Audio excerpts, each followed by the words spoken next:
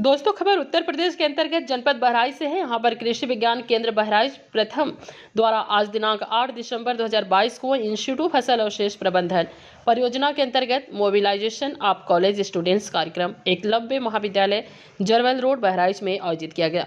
केंद्र के वरिष्ठ वैज्ञानिक एवं अध्यक्ष डॉक्टर बीपी शाही जी की अध्यक्षता में संपन्न हुआ।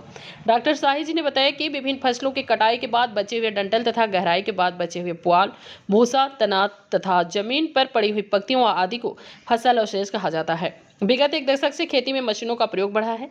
साथ ही खेतिहर मजदूरों की कमी की वजह से भी ये एक आवश्यकता बन गई है। ऐसे में कटाई व गहराई के लिए कार्बाइन हार्वेस्टर का प्रचलन बहुत तेजी से बढ़ा है, जिसकी वजह से भारी मात्रा में फसल अवशेष खेत में पड़ा रह जाता है। डॉक्टर शैलेंद्र सिंह ने बताया कि जीरो टेल शेड ड्रिल एवं सुपर सीडर से गेहूं के धान की कटाई उपरांत नमी का उपयोग करके बिना जोते खेत में निश्चित गहराई में मिट्टी के नीचे खाद एवं बीज के लाइन में बनाए कूड़ों में रखना इस मशीन का मुख्य कार्य है।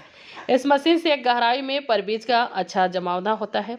बुआई करने से अवशेष की एक परत ऊपरी सतह पर बन जाती है, जो मिट्टी में नमी को बनाए रखती है, जिससे एक सिंचाई की भी बचत होती है। मिट्टी में खरपतवार कम होती है और गुणवत्ता तथा नमी बनी रहती है। साथ ही फसल अवशेष खेत में जो रह जाता है उसका समुचित प्रबंधन एक चुनौती है। किसान अपनी सहूलियत के लिए इसे जलाकर प्रबंधन करते हैं। इसके पीछे किसानों के अपने तर्क हैं। उनका कहना है कि कुछ फसलें जैसे कि धान, गेहूं के पाने जल्दी मिट्टी में गलते नहीं हैं। साथ ही धान की रुपाई के समय खेत के किनारों पर इकट्ठे होने से मजदूरों के पैरों में चुभते हैं।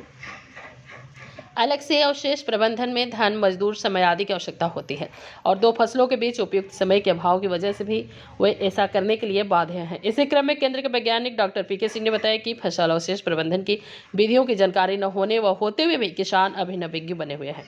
आज कृषि के विकसित राज्यों में मात्र 10% किसान ही अवशेषों का प्रबंधन कर रहे हैं। पूसा डिकपोंजर के प्रयोग द्वारा पारली नियंत्रण के बारे में बताते हुए किसानों को बताया कि 20 ग्राम डिकपोंजर को 200 लीटर पानी में 2 से 3 किलोग्राम गुड़ में घोलकर 1 एकड़ में प्रयोग किया जाता है।